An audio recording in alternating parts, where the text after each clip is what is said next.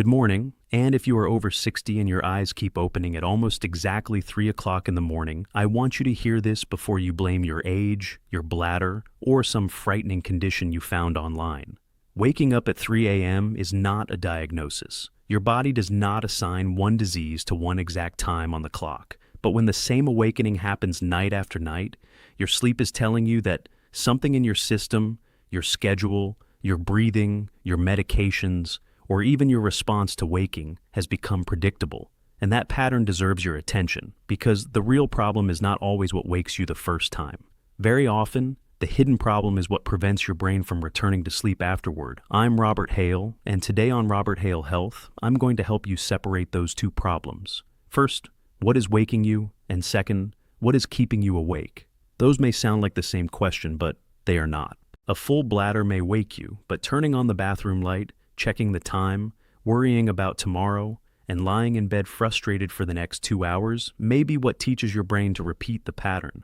A breathing interruption may wake you for only a few seconds, but you may remember only that you suddenly opened your eyes with a dry mouth. An early bedtime may give you enough sleep by 3 a.m., even though you believe your body is malfunctioning. And I want you to stay with me until number 1. Because the final cause is the one many people accidentally reinforce every night while trying desperately to fix their sleep. It has nothing to do with buying a new mattress, drinking a special nighttime tea, or taking another pill. It is a learned connection between your bed and wakefulness. The encouraging part is that you can begin breaking that connection tonight. But before we begin, tell me something in the comments. What time do you usually fall asleep, and what time do you wake during the night? Write something simple such as bed at 10, awake at 3. That one detail may help you recognize your own pattern before this video is over. Now, let's count down the 6 most important reasons adults over 60 repeatedly wake around 3 a.m., beginning with a cause that is often blamed on aging, but is more accurately a timing problem. Number 6, your internal clock has moved earlier, but your bedtime has moved even earlier. As you get older, it is common for your sleep timing to shift forward. You may begin feeling sleepy earlier in the evening and naturally waking earlier in the morning. This is one reason someone who once slept comfortably from 11 p.m. until 7 a.m. may begin dozing in a recliner at 7:30, going to bed at 9, and opening their eyes before sunrise. There is nothing mysterious about the number 3 in that situation. If you fell asleep at 8 p.m., then 3 a.m. is 7 hours later. Your body may have completed most of the sleep it was prepared to produce, even though the clock says it is still nighttime. Think of sleep like charging a battery. You cannot keep charging a battery that is already close to full simply because you would prefer the charging process to continue for another 3 hours.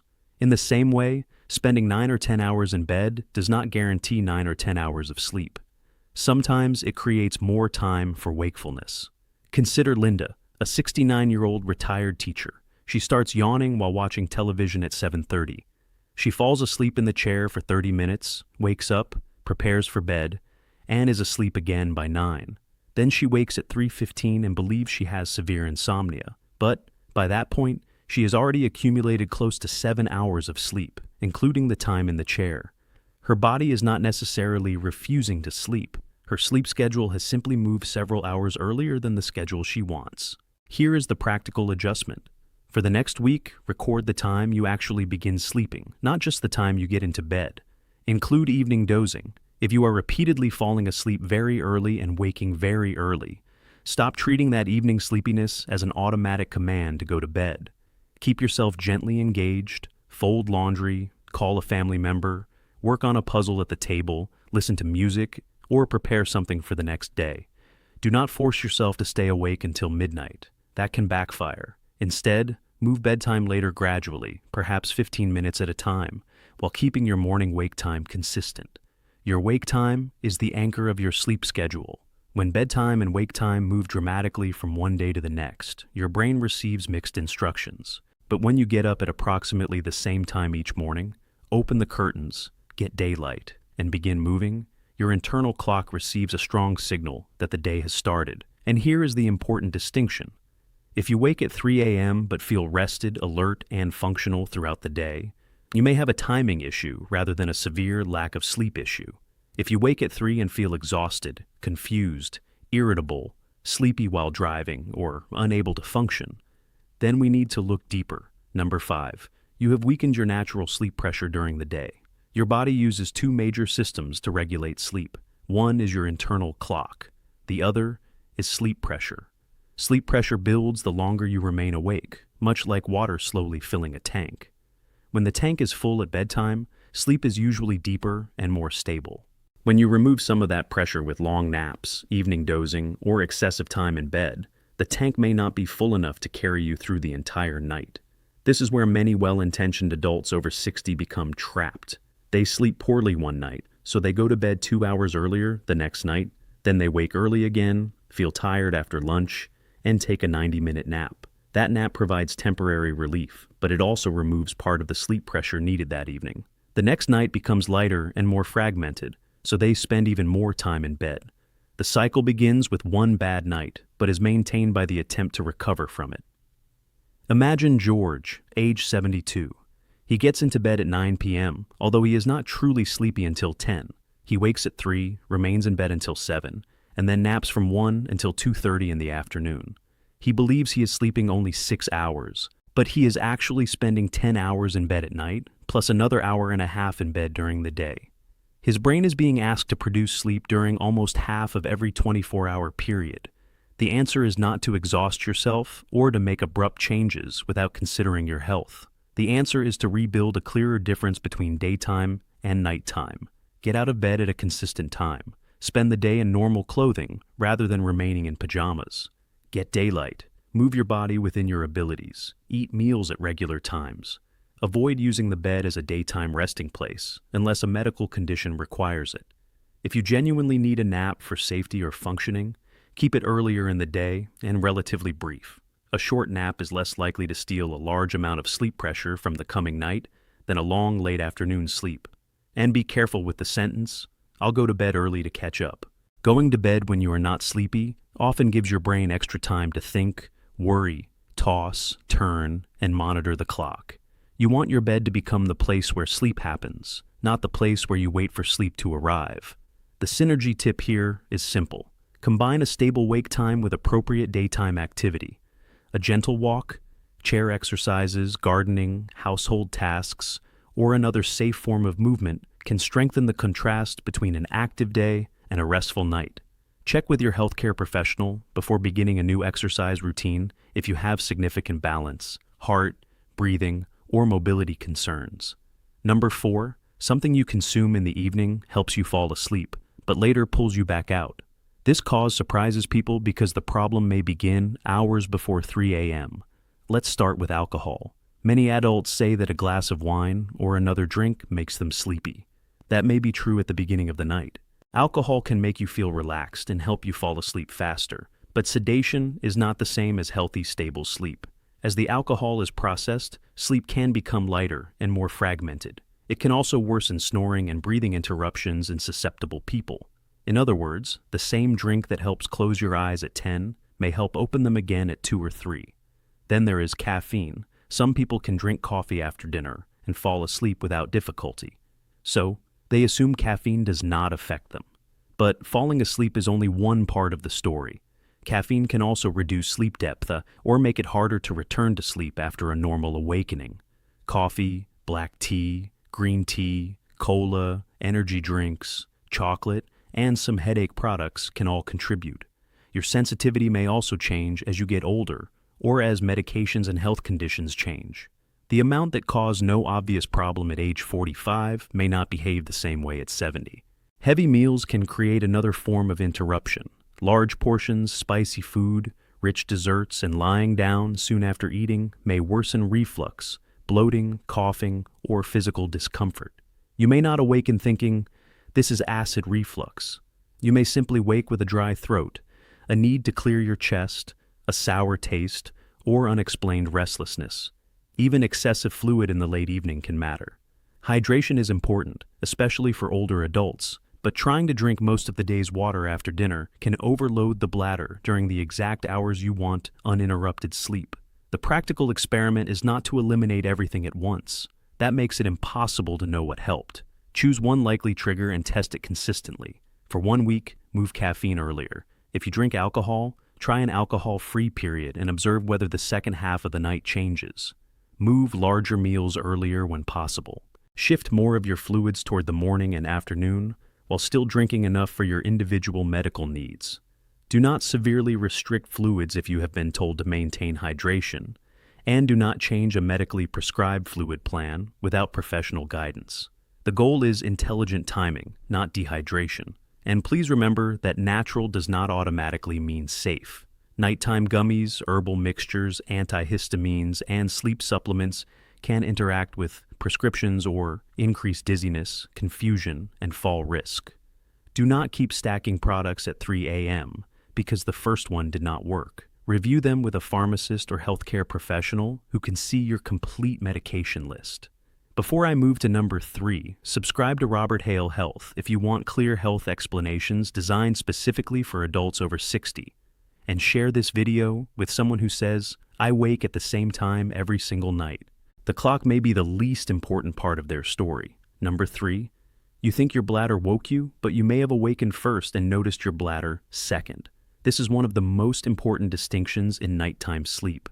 When you wake and decide to use the bathroom, it is natural to assume the bladder caused the awakening. Sometimes it did, but sometimes noise, pain, breathing trouble, temperature, anxiety, or a normal change in sleep stage woke you first. Once awake, you became aware of a bladder that was only partly full and thought, I may as well go. That difference matters because treating the bladder will not completely solve a problem that begins somewhere else. Start paying attention to the sequence. Do you wake with a powerful, urgent need to urinate? Do you pass a large amount? Or do you wake for another reason and then pass only a small amount because you are already awake? Large amounts of urine several times a night may suggest that your body is producing too much urine during nighttime hours. Small, frequent amounts may point toward bladder irritation, reduced bladder capacity, prostate issues in men, overactive bladder, infection, or simply repeated awakenings from another cause. Fluid can also collect in the lower legs during the day, especially in someone with swelling. When that person lies down, some of the fluid returns to the circulation and is eventually processed by the kidneys. The bladder may then fill repeatedly during the night. Certain medications contribute as well. Diuretics, sometimes called water pills, are prescribed for important reasons, including blood pressure, swelling, and heart conditions. Their timing can affect nighttime urination, but you should never move or skip a prescribed dose on your own.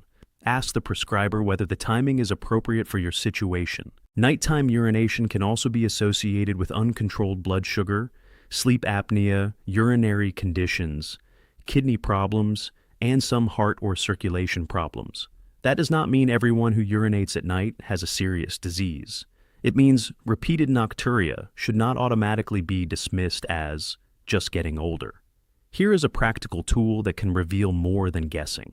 For 3 days, write down when you drink, approximately how much you drink. When you urinate, whether the amount seems small, medium, or large, and what you noticed immediately before waking. Also, record ankle swelling, intense thirst, burning, urgency, snoring, dry mouth, and daytime sleepiness. That simple diary can help a qualified professional determine whether the pattern is primarily related to fluid timing, bladder storage, nighttime urine production, medication timing, or disrupted sleep. You can also improve nighttime safety immediately. Keep the route to the bathroom clear. Remove loose rugs and cords. Use a soft nightlight that lets you see without flooding the room with bright light. Keep glasses, a cane, walker, or other needed support within reach. Sit at the edge of the bed for a moment before standing if you tend to become dizzy. Do not rush. A bathroom trip is inconvenient. A nighttime fall can change your independence. Contact a healthcare professional if nighttime urination is frequent, worsening, or accompanied by pain, burning, blood in the urine, fever, unusual thirst, new leg swelling, difficulty urinating, shortness of breath, or a major change from your normal pattern. Number 2, another medical or medication-related interruption is hiding behind the word insomnia. Insomnia describes difficulty falling asleep, staying asleep, or returning to sleep, but it does not tell you why the problem is happening. Pain is one possibility. Arthritis, back pain, nerve pain, shoulder pain, headaches, and muscle cramps may become more noticeable when the distractions of the day disappear. A person may fall asleep comfortably, but wake when they roll onto a painful joint or remain in one position too long. Reflux may cause coughing, throat irritation, chest discomfort, or a bitter taste. Nasal congestion can force mouth breathing and lead to dry mouth. Hot flashes or temperature changes may trigger sudden sweating and alertness. Restless leg syndrome can cause crawling, pulling, tingling, or uncomfortable sensations that become worse while lying still and temporarily improve with movement. Depression and anxiety can also change sleep. Some people with depression wake very early and cannot return to sleep. Some people with anxiety fall asleep from exhaustion, but awaken when the brain becomes alert enough to resume its unfinished worrying. Medications deserve careful review. Some decongestants, steroids, stimulants, thyroid medicines, asthma treatments, antidepressants, Parkinson's medicines, and other prescriptions may interfere with sleep in certain people. Other medicines may contribute to nighttime urination, reflux, unusual dreams, movement, or breathing changes. This is not a reason to stop a medication. Suddenly discontinuing certain prescriptions can be dangerous. Instead, take your full list, including over-the-counter products, vitamins, herbs, gummies, and supplements, to a pharmacist or healthcare professional. Ask a specific question. Could the dose, timing, combination, or side effects of any of these be contributing to my 3 a.m. awakening? But among all the medical causes in this category, there is one that adults over 60 should be especially careful not to overlook. Obstructive sleep apnea. Sleep apnea occurs when breathing repeatedly stops or becomes restricted during sleep. The brain briefly activates to reopen the airway.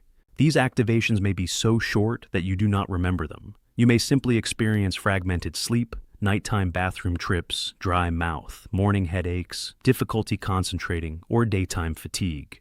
Some people imagine that everyone with sleep apnea must be a heavily overweight man who snores loudly. That picture is incomplete. Sleep apnea can affect women, people who are not severely overweight, and people who describe their problem as insomnia rather than choking.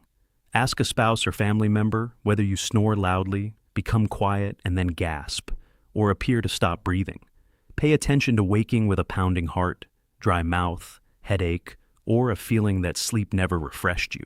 Falling asleep unintentionally during the day or becoming dangerously sleepy while driving also deserves prompt attention. Nighttime urination can sometimes accompany sleep apnea. A person may believe the bladder is repeatedly waking them when breathing disruptions are contributing to both the awakening and the urge to urinate. This is not something to diagnose from a YouTube video. A healthcare professional may recommend a sleep evaluation or sleep study. Effective treatments exist, but the correct treatment depends on the type and severity of the problem. Tonight, someone who may have sleep apnea can take sensible precautions. Avoid alcohol close to bedtime. Do not take an extra sedative unless specifically instructed by a prescriber. Side sleeping may reduce airway obstruction for some people, although it does not replace evaluation or treatment. Make the bedroom safe and do not drive when dangerously sleepy. Seek urgent medical help for severe breathing difficulty, chest pain, fainting, new confusion, bluish lips, or symptoms that suggest a medical emergency. Repeated nighttime awakening is usually not an emergency by itself, but it should never make you ignore emergency warning signs. And now, number 1, the hidden cause you can begin correcting tonight. Your brain has learned that 3 a.m. is wake-up time. This is called conditioned arousal. The phrase sounds technical, but the idea is simple. Your brain learns through repetition. When you get into bed and quickly fall asleep night after night, the bed becomes a strong signal for sleep. But when you repeatedly spend long periods in bed checking the clock, worrying, scrolling on a phone, watching television, calculating how many hours remain, and struggling to force sleep, the bed begins to signal alertness instead. Think of the bedroom as a classroom. Every night, you are teaching your brain a lesson. The question is whether the lesson is, this is where we sleep, or this is where we become frustrated at 3 a.m. The pattern often begins with a genuine trigger. Perhaps you had pain after surgery. Perhaps you were caring for a sick spouse. Perhaps grief, financial worry, medication, menopause, illness, or bathroom trips disrupted your sleep for several weeks. The original trigger may improve, but the brain remembers the routine. Your eyes open, you immediately look at the clock. There it is again, 3:07. Then comes the thought, not again. Tomorrow is going to be terrible. Your body responds as if there is a threat. Your muscles tighten, your heart rate rises. You begin monitoring yourself. Am I sleepy yet? Why am I still awake? What if this never stops? Then you reach for the phone. The light, information, messages, and emotional stimulation tell the brain that meaningful activity has started. Or you remain in bed for 2 hours, teaching the brain that being awake in bed is normal. By the following evening, you are already afraid of 3 a.m. before you have even gone to sleep. That fear increases alertness, and the cycle becomes self-reinforcing. This is why trying harder to sleep can make sleep more difficult. Sleep is not a door you can force open. It is more like a shy animal. The more aggressively you chase it, the farther it moves away. So here is the Robert Hale 3 a.m. reset. You can begin it tonight, but use common sense and adapt it for your mobility and safety. First, turn the clock face away from you. You do not need proof that it is 3:04, 3:19, or 3:42. Measuring every minute increases pressure. Set an alarm for the morning if needed, then stop using the clock as a nighttime scoreboard. Second, keep the environment dark and quiet. If you need the bathroom, use a dim, warm nightlight for safety rather than bright overhead lighting. Do what you need to do calmly and return without beginning your morning routine. Third, do not immediately decide that the night is ruined. A brief awakening is not failure. Human sleep naturally contains transitions and short awakenings. The problem grows when a normal awakening becomes an emotional emergency. Use a neutral sentence such as, "My body knows how to sleep. I do not need to force it." Then relax the jaw, drop the shoulders, and slow the exhale. You might breathe in gently for 4 counts and breathe out for 6, without straining or holding your breath. Fourth, if you remain calm and drowsy, stay in bed and allow sleep to return. But if you become clearly alert, frustrated, or restless for what feels like roughly 20 minutes, stop fighting in the bed. If it is safe for you to stand, move to a nearby chair or another comfortable location with dim light. If mobility makes leaving the bed unsafe, sit up safely or use a designated chair close to the bed. Read something calm and familiar. Listen quietly to gentle audio. Practice a body scan or another non-stimulating activity. Do not start work. Do not clean the kitchen. Do not watch upsetting news. Do not eat a full meal unless you have a medical reason. Do not begin scrolling through social media. Return to bed when sleepiness comes back, not simply because another 20 minutes have passed. You are teaching the brain that the bed is for sleeping and that wakeful frustration happens somewhere else. Fifth, get up at your chosen wake time, even after a difficult night, unless illness, safety, or professional instructions require something different. Sleeping several hours later may feel helpful that morning, but it can shift the next night's sleep pressure and keep the cycle alive. Open the curtains, get daylight, wash, dress, eat, and begin the day. Your brain needs a strong morning signal just as much as it needs a calm nighttime signal. Sixth, do not punish yourself the next day. You may feel tired, but tiredness is not proof that your body is damaged. Avoid canceling every activity and spending the whole day in bed. Choose safe, gentle movement and normal daily structure. If you are dangerously sleepy, do not drive or perform hazardous tasks. This strategy is one part of cognitive behavioral therapy for insomnia, often called CBTI. CBTI is not simply positive thinking. It is a structured method that helps rebuild sleep pressure, stabilize the body clock, reduce fear around sleep, and reconnect the bed with sleeping rather than struggling.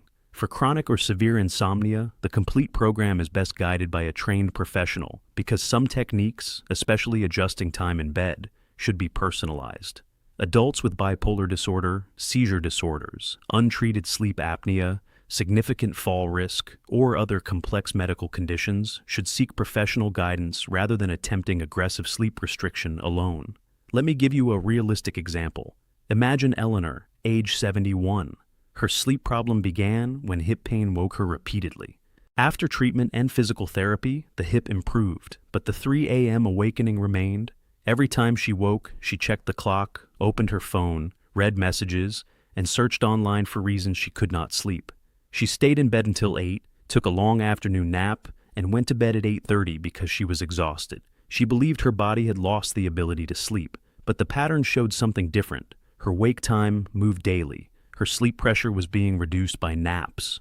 Her phone was turning nighttime awakenings into stimulating events, and her bed had become the place where she spent hours worrying about sleep.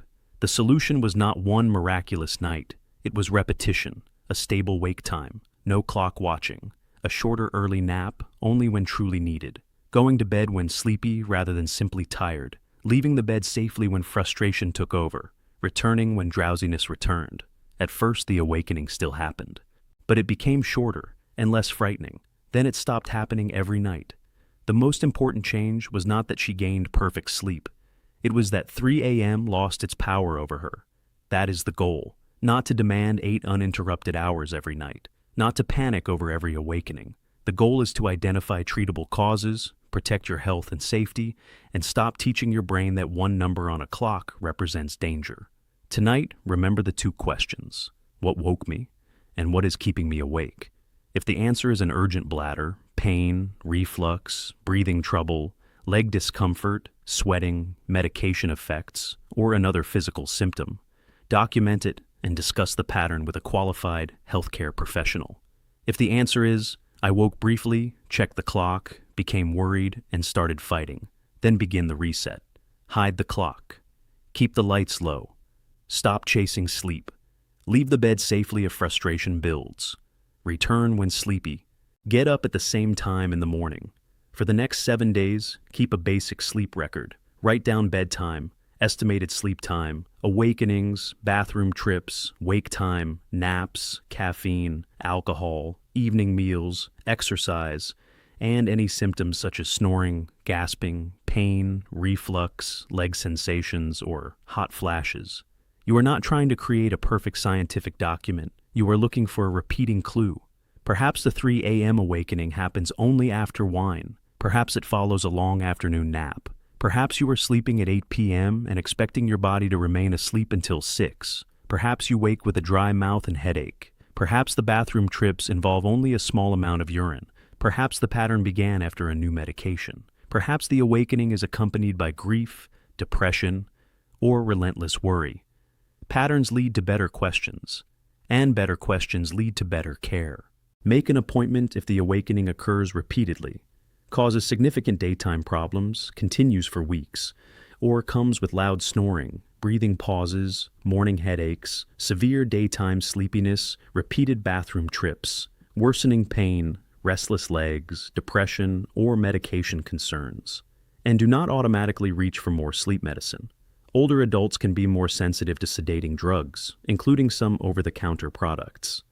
They may increase confusion, morning grogginess, balance problems, and falls. Never combine products casually, never take more than directed, and never stop a prescription abruptly without medical guidance. Now, let me close with something important. Sleep changes after 60, but poor sleep is not a character flaw, and it is not something you must simply accept without asking why. You are not failing because you cannot force yourself unconscious. Your brain is doing what brains do. It is responding to timing, light, activity, discomfort, breathing, medications, emotions, and repetition. And because it can learn an unhelpful pattern, it can also learn a healthier one. You may not correct every medical cause tonight. Sleep apnea requires proper evaluation. Pain deserves appropriate treatment. Urinary symptoms may need testing. Medication problems require professional review. But tonight, you can stop feeding the cycle. You can stop treating 3 a.m. like an alarm that announces disaster. You can stop staring at the clock. You can stop turning the bedroom into a place of worry. You can protect the path to the bathroom. You can write down what actually happened. And you can begin teaching your brain one clear lesson. Nighttime is safe, the bed is for sleep, and a brief awakening does not control the rest of the night. If this video helped you understand your sleep differently, subscribe to Robert Hale Health. Every week, we take confusing health concerns affecting adults over 60 and explain them in clear, practical language. And leave your sleep pattern in the comments. Tell me what time you go to bed, when you usually wake, and whether you notice a bathroom urge, pain, dry mouth, snoring, worry, or no obvious cause at all. Take care of your sleep, but do not become afraid of it. Your body has not forgotten how to rest. Sometimes it simply needs a clearer signal, a safer routine, and the right cause to be addressed.